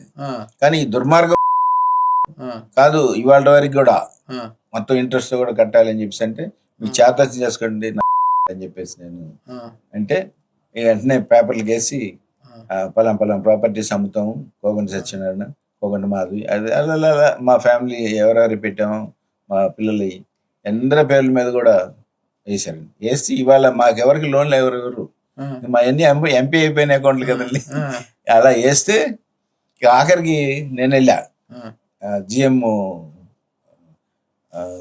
యూపీ అతను, నేను వెళ్ళి అడిగాను ఏంటండి యాక్ట్ ప్రకారంగానే ఎంపీ అయిన తర్వాత మీరు ఇంట్రెస్ట్ తీసుకోవడానికి వీల్లేదు కాబట్టి నేను కట్టాల్సినంత మట్టుకే కడతాను, 21 ఎంత ఉందండి అంత మట్టుకే నేను కడతాను అని చెప్పేసి అంటే కుదరదు అన్నాడు. కుదరకపోతే నా ఆస్తి ఎవడు కొనేవాడు రాడని చెప్పి నేను చెప్పాను. అట్లా 4 సార్లు వేసారు, 3-4 సార్లు వేసారు పేపర్, ఎవరు రాలా అని చెప్పి అంటే హమ్ పర్చేజ్ కరేగా అన్నాడు. తుమ్ క్యా పర్చేజ్ కరేగా తుమారా హమ్ దేఖేగా కరికే అని చెప్పి నువ్వేం చేస్తావురా, నువ్వేం పర్చేజ్ చేస్తావు నా ఆస్తులు అని చెప్పి ఢిల్లీ వెళ్ళి కూర్చొని ఒక 20 లక్షలు ఖర్చు పెట్టి 3వ రోజు లేపారేసాను. ట్రాన్స్ఫర్ చేయించారా? ట్రాన్స్ఫర్ చేయించి న్యాయం చేసే అతను ఒక అతను ఉన్నాడంటే ఎక్కడో యూపీలోనే, అతను కూడా యూపీ అతను, ఒక అతను ఉన్నాడంటే అతన్ని తీసుకొచ్చి వేసుకొని ఆ చట్ట ప్రకారంగా మాతో డబ్బు కట్టించుకున్నారు. అయినా కానీ మా ముందు ఇవాళ నా అల్లుడికి కానివ్వండి, నా బిడ్డలకు కానివ్వండి, నాకు కానివ్వండి లోన్ రాదు కదండి, మేమంతా ఎంపీ అకౌంట్ల కింద లెక్క. అట్లా ఆ విధంగా తయారైన బ్యాంక్స్ కేవలం దోసేసేవాడికి ఇస్తున్నారు తప్ప దోపిడీదారుడికే కూల్ డ్రింక్ ఇచ్చి జ్యూస్ ఇచ్చి అవసరమైతే బిర్యానీ కూడా పెట్టించి వాళ్ళు నిద్రపోతామంటే పరుపులు కూడా వేసే పరిస్థితి ఉంది. వేస్తున్నారండి, అన్ని అమ్మాయిలను కూడా దాచి లోన్లు తీసుకున్నటువంటి దొంగనాయాలు ఈ భారతదేశంలో చాలా మంది ఉన్నారండి. ఎవరికి? బ్యాంకర్స్ కి ఉన్నారండి. అంత దుర్మార్గులు కూడా చేస్తారా? ఉన్నారండి, నాకు తెలుసు కదా, నేను తిరుగుతున్నాను కాబట్టి. మీరేంటంటే జర్నలిస్ట్ గా మీరు మేము వెళ్ళాము, మాకు పెద్ద పని ఉండదు, మాకు అంత డబ్బులు అవసరం లేదు, అంత వెళ్ళాము. మేమేంటంటే నా పనే కాదు, ఇంకెవరికైనా పని ఉన్నా సరే ట్రాన్స్ఫర్ చేయించేయండి ముందు అక్కడ అని చెప్పేసి నాకు కథ ఉన్నాడు. అంత పెద్దలతో పరిచయం ఉన్నాడు, ఢిల్లీలో చాలా మంది ఉన్నారు నాకు, వాళ్ళతోటి ఏదో మేనేజ్ చేసి ట్రాన్స్ఫర్ చేయించేస్తుంటాను నేను. ఎందుకంటే నాతో పెట్టుకుంటే న్యాయంగా పోతే పర్వాలేదు, కానీ అన్యాయంగా నాతో పెట్టుకుంటే మాత్రం నేను వదలనండి, న్యాయం కోసం పోరాడతాను, అందుకే నేను కోర్టు పెడతాను. ప్రజా కోర్టు, ఇది సత్యం కోర్టు, అంతే. సత్యం కోసం సత్యం కోర్టు, అంతే సార్, అంతే కదా. ఓకే, అయితే ఇద్దరు బిడ్డలే కన్నా చంద్రబాబు ముగ్గురిని కనమంటున్నారు, మరి మీరేమో ఇబ్బంది అంటున్నారు. మరి ఇవన్నీ మనం పక్కన పెడితే ఇప్పుడు గత వారం 10 రోజుల నుంచి ఒకటే చర్చ. ఉగాది తర్వాత నారా లోకేష్ గారు మంత్రి కాదు ముఖ్యమంత్రి, చంద్రబాబు గారు పవన్ కళ్యాణ్ గారు ఢిల్లీకి వెళ్ళిపోతున్నారు, వాళ్ళు కేంద్ర మంత్రుల హోదాలో కూర్చుంటారు. ఓకేనా, పిఠాపురంకి ఉప ఎన్నిక తప్పదు. ఇద్దరు రాజ్యసభ తీసుకుని ఆల్రెడీ బీహార్ లో జరిగిపోయింది. జూన్ లో 4 రాజ్యసభలు రాబోతున్నాయి ఏపీకి కాబట్టి అందులో 2, ఒకటి పవన్ కళ్యాణ్ గారు, ఒకటి చంద్రబాబు గారు తీసుకుని వాళ్ళు కేంద్రానికి వెళ్ళిపోతున్నారు. చంద్రబాబు గారికి డిప్యూటీ పిఎం హోదా ఇచ్చి, కేంద్రంలో మంత్రి పదవి ఇచ్చి డిప్యూటీ పిఎం హోదా, పవన్ కళ్యాణ్ గారికి కేంద్ర మంత్రిగా ఇస్తారు. ఇక తరువాయి భాగం నారా లోకేష్ గారిదే కుర్చీ, సీఎం కుర్చీ అంటున్నారు. ఇది వాస్తవం అండి? వాస్తవం కాదండి. ఎందుకంటే చంద్రబాబు నాయుడు ఇప్పుడు చూస్తున్నాం కదా, సెంట్రల్ గవర్నమెంట్ ఎవరు వ్యతిరేకతగా ఉంటున్నారు అంటే వాళ్ళని తొక్కేయడం అలవాటు. అలానే ఇప్పుడు మరి మొన్న తెలంగాణలోకి వచ్చేటప్పటికి లిక్కర్ కేసు కొట్టేశారు. మరి అందులో ముఖ్యమంత్రి గారు, ఆయన కూడా ఢిల్లీ ముఖ్యమంత్రి కేజ్రీవాల్ గారు ఉన్నారు. మరి అందరు కొట్టేశారంటే రేపు తెలంగాణలో బీజేపీ అండ్ కేసీఆర్ ఇద్దరు కలిసి పోటీ చేయడం కోసమే ఆ కేసు కొట్టించారండి. ఓకే, మళ్ళా ఆ కేసు కొట్టేశారు. అట్లా మన ఆంధ్ర రాష్ట్రంలోకి వచ్చేటప్పటికి చంద్రబాబు నాయుడు గారు ఉన్ననాళ్ళే ఆ పార్టీ ఉంటుందండి. ఇక్కడ చంద్రబాబు నాయుడు గారు ఉన్ననాళ్ళు కూడా ముఖ్యమంత్రిగానే ఉంటారు తప్ప, చంద్రబాబు నాయుడు గారిని ఏమైనా బలి చేయాలని చెప్పేసి అనుకుంటే మా వెంకయ్యనాయుడు గారిని బలి చేసినట్టుగా ఉప ముఖ్యమంత్రిగా దోసేసి, ఎందుకంటే ఆంధ్ర రాష్ట్రానికి ఆయన ఉపయోగపడుతున్నాడు అనే ఉద్దేశంతో బీజేపీ పార్టీ ఆయన్ని ఉపరాష్ట్రపతిగా చేసి ఆయన్ని బలి చేశారు. ఆ విధంగా చంద్రబాబు నాయుడు గారిని బలి చేయాలనే ఉద్దేశంతో ప్రయత్నించినా చంద్రబాబు నాయుడు గారికి ఆంధ్ర రాష్ట్రంలో ఉన్నటువంటి 5 కోట్ల మంది ప్రజలు కూడా ఆయన అవసరం కాబట్టి ఆయన వెళ్ళడు. అలానే పవన్ కళ్యాణ్ గారు కూడా సెంట్రల్ మినిస్టర్ గా వెళ్ళడు. ఎందుకంటే ఆయన ఏదో రోజు ఇక్కడ ముఖ్యమంత్రి అవ్వాలని అవుతారంటారా? డెఫినెట్లీ అవ్వాల్సి. 15 ఏళ్ల పాటు చంద్రబాబు గారు సీఎం అని అంటున్నారు కదా. అంటున్నారు కానండి, చంద్రబాబు నాయుడు గారు 15 ఏళ్ళు సీఎం ఎవరో తెలియదు కానీ రేపు 29లో మాత్రం చంద్రబాబు నాయుడు గారు వస్తారు, 34లో మాత్రం చంద్రబాబు నాయుడు గారు రారు. కేవలం బీజేపీ వాళ్ళు ఇక్కడ మళ్ళా పాగాయటానికి ఇక్కడ మన ఆంధ్ర రాష్ట్రాన్ని దోసేయడం కోసం అట్లాంటి ప్లాన్లు వేసినా కానీ చంద్రబాబు నాయుడు గారు వాళ్ళందరికన్నా కూడా మంచి రాజకీయవేత్త, మంచి తెలుసుకోగలిగిన ఆయన ఉపరాష్ట్రపతి ఇచ్చిన, ఉప ప్రధాని ఇచ్చిన వెళ్ళే పరిస్థితి లేదు. ఎందుకంటే ఆయన ప్రధాని అయ్యే పరిస్థితులు కూడా ఉన్నట్లు కూడా వదులుకున్న రోజులు ఉన్నాయి కొన్ని. లోకేష్ గారు ఇటీవల అందరినీ కలుస్తున్నారు, పార్లమెంటుల వారీగా ఎమ్మెల్యేలతో, ఎంపీలతో, నాయకులతో కలుస్తున్నారు, కుటుంబ సమేతంగా కలుస్తున్నారు అంటున్నారు కదా. మరి కలవాలండి, ఎందుకంటే పార్టీ లీడర్ అంటే నీళ్ళలో చేపలాగా జనంలో కలిసిపోతేనే లీడర్ అని అనిపించుకోవాలనే ఉద్దేశంతో చంద్రబాబు నాయుడు బాబు గారు, లోకేష్ బాబు గారు, ఎందుకంటే అంతకుముందు కన్నా ఇప్పుడు బాగా షైన్ అయ్యారు కాబట్టి పార్టీలో రామారావు తర్వాత చంద్రబాబు నాయుడు గారు ఉండేవారు. అట్లా చంద్రబాబు నాయుడు గారి తర్వాత మరి లోకేష్ గారు అలా డెవలప్ అవ్వాలి, తెలుసుకోవాలి అని చెప్పేసి ప్రజలతోటే కాకుండా ఎమ్మెల్యేస్ తోటి కూడా కలవాల్సిన అవసరం ఉందండి. లేకపోతే ఇదే కొటికలపూడి, చిన్ని గారు ఈ గొడవలాగా ఉంటుందండి. అందుకని లోకేష్ గారు ఒక్కొక్కటిగా పార్లమెంట్ నియోజకవర్గ ఎమ్మెల్యేస్ని కుటుంబాలతోటి పిలిచి మర్యాదపూర్వకంగా ఆడబిడ్డలుగా భావించి ఆయన మరి శారీస్ కూడా పెట్టి చక్కగా రోజు భోజనం పెట్టి మంగళగిరి పట్టు చీరలు మరి మంగళగిరిలో గెలిచారు కాబట్టి మంగళగిరి పట్టు చీరలు పెట్టి చక్కగా అందరిని కలుపుకొని, ఎందుకంటే తెలుసుకోవాలి ఏ నియోజకవర్గంలో ఏం వర్క్ ఉంది ఏమిటి, ఎందుకంటే మినిస్టర్ కాబట్టి, స్టేట్ మినిస్టర్ కాబట్టి ఆయన. అంతే తప్ప ఆయన ముఖ్యమంత్రి ఎవరండి. ముఖ్యమంత్రి కనుక ఆయన అయ్యాడంటే 2029లోనే మళ్ళీ జగన్ సీఎం అయిపోతాడు. అవునా? డెఫినెట్లీ. ఓకే. ఎందుకంటే అండి చంద్రబాబు నాయుడు గారు నాయకత్వం వేరు, లోకేష్ బాబు గారి నాయకత్వం ఇంకా రాలా, ఇంకా టైం ఉంది, ఇంకా అంత తొందర పడతారని నేను అంటారండి. ఈ రోజు లోకేష్ గారు మొత్తం నడిపిస్తున్నారు చక్కగా. బాబు గారు రోజు ఏదో ఒక కార్యక్రమాల్లో పాల్గొంటున్నారు కాబట్టి వచ్చిన వాళ్ళ రిసీవ్ చేసుకొని మరి సమస్యలు పరిష్కారం చేస్తున్నారు. కానీ ఈ స్పందనాలు ఇచ్చినవి కూడా సక్సెస్ అవ్వట్లేదండి. చాలా వరకు, చాలా 70% ఈ సివిల్లో చూసుకోండి అంటున్నారు. అట్లా కాదండి, సివిల్లో కాదు. నేను నిన్న పొద్దున ఒక అతను వాళ్ళు ఫోన్ ఎత్తట్లేదు కాబట్టి మీకు 15 రోజుల్లో మేము రిప్లై ఇవ్వాలి కాబట్టి మీకు రిప్లై ఇచ్చేస్తున్నాము అన్నారు. ఫోన్ ఎత్తకపోతే ఏం చేయాలి? ఆ ఫోన్ ఎక్కడుందో చూసి పట్టుకోవాలి. పోలీసు ఇవాళ టెక్నాలజీ పెరిగిపోయింది. మా సిపి గారు బాగా కష్టపడుతున్నారు టెక్నాలజీ మీద. పట్టుకొని రాజశేఖర్ బాబు గారు పట్టుకొని తీసుకొచ్చి వాడిని కూర్చోబెట్టి పరిష్కరించాల్సి. అది కాకుండా ఇలా రాశారు. వెంటనే నేను పోలీస్ స్టేషన్కి ఫోన్ చేశాను. సార్ ఏంటి సార్ ఇలా రాశారు అంటే, మరి అటు ఫోన్ ఎత్తట్లేదండి అన్నారు. ఎత్తకపోతే పట్టుకోండి, లొకేషన్ తీసుకొని పట్టుకొని ఏదో విధంగా పరిష్కరించాలి. కానీ 15 రోజులు అయిపోయింది కదా అని చెప్పేసి రిజెక్ట్ చేసేసి పంపిస్తున్న పద్ధతి కాదు. ఇట్లా ఈ విధంగా చాలా 70% 80% ఇలా జరుగుతున్నాయి. ఇంకా స్పందన పెట్టి ఉపయోగం ఉంది అని చెప్పాను. నేను అడిగాను పోలీస్ స్టేషన్కి. అప్పుడు రేపు పొద్దున పంపించండి, పోలీసు ట్రాప్ చేసి పట్టుకొస్తామని చెప్పేసి అన్నారు. అంటే ఇవాళ బహుశా జరుగుద్దండి. మీరేంది ఇలా అంటున్నారు అసలుకి? అంటే గతంలో సోనియా గాంధీ గారు కావచ్చు, కేసీఆర్ గారు చేసిన తప్పును చంద్రబాబు గారు చెయ్యరు. ఎందుకంటే ఎలాగో భవిష్యత్తు సీఎం లోకేష్ గారు కావచ్చు, ఆ రోజు 2012లో అవకాశం వచ్చినా కూడా, 2009 2012లో అవకాశం వచ్చినా కూడా రాహుల్ గాంధీని ప్రధానమంత్రి చేసి ఉంటే ఈ రోజు ఇంకో లా ఉండేది, ప్రజల్లో ఉండేవాడు. కేసీఆర్ కూడా 2023 ఎన్నికల ముందు కేటీఆర్ని సీఎం చేసింటే బీఆర్ఎస్ కి పరిస్థితి వచ్చేది కాదు. అలా చంద్రబాబు నాయుడు గారు ఇప్పుడు చేస్తేనే కదా అడ్మినిస్ట్రేషన్ పరంగా లోకేష్ గారికి గ్రిప్ వస్తుంది, బాగుంటది అంటున్నారు. మరి మీరేమో కానీ అక్కడ కాంగ్రెస్ పార్టీ ఒక పార్టీ, అది ఇక్కడ టిఆర్ఎస్ ఒక పార్టీ. కానీ అక్కడ ఒక పార్టీ కాదు, అది తెలుగుదేశం, బీజేపీ, రాధారంగ మిత్రమండలి అంటే మా పవన్ కళ్యాణ్ గారి పార్టీ. 3 పార్టీలు ఉన్నాయి కాబట్టి పవన్ కళ్యాణ్ జనసేన, అది రాధారంగ మిత్రమండలి అంటారు. రాధారంగ మిత్రమండలి అయితే పవన్ కళ్యాణ్ గారు ఎక్కడ ఉన్నారండి? ఎలా అంటారు?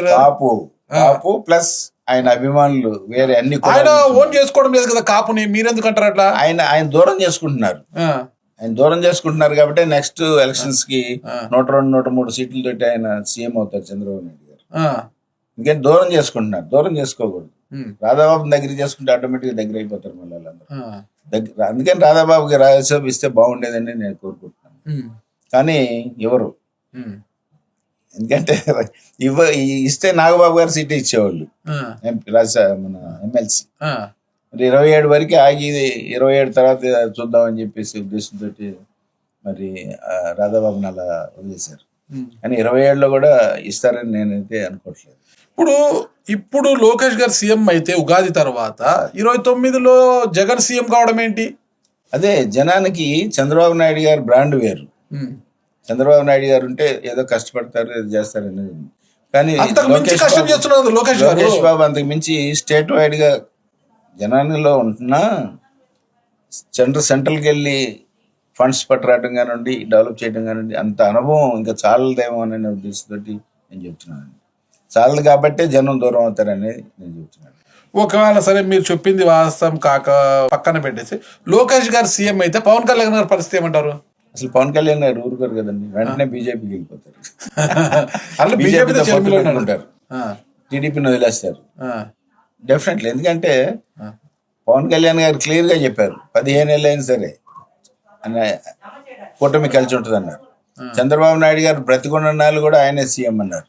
అంతేగాని చంద్రబాబు నాయుడు గారు చనిపోయిన తర్వాత లోకేష్ గారు సీఎం అనలా. అంటే నేను సీఎం అని చెప్పడానికి అర్థం. అంటే మన కాపు క్యాస్ట్ సీఎం అవ్వాలి. ఎందుకంటే 1 సంవత్సరం ఇస్తే మాత్రం చంద్రబాబు తర్వాత కాపు పవన్ కళ్యాణ్ సీఎం అని చెప్పినట్టు అంటారు. అంతేగా, అంతే ఆయన ఉద్దేశం. అది ఆ ఉద్దేశంతో చెప్తున్నది. మనం పొలిటికల్ గా ఆలోచిస్తే పొలిటికల్ అనుభవాన్ని బట్టి నేను చెప్తున్న మాటలేదు.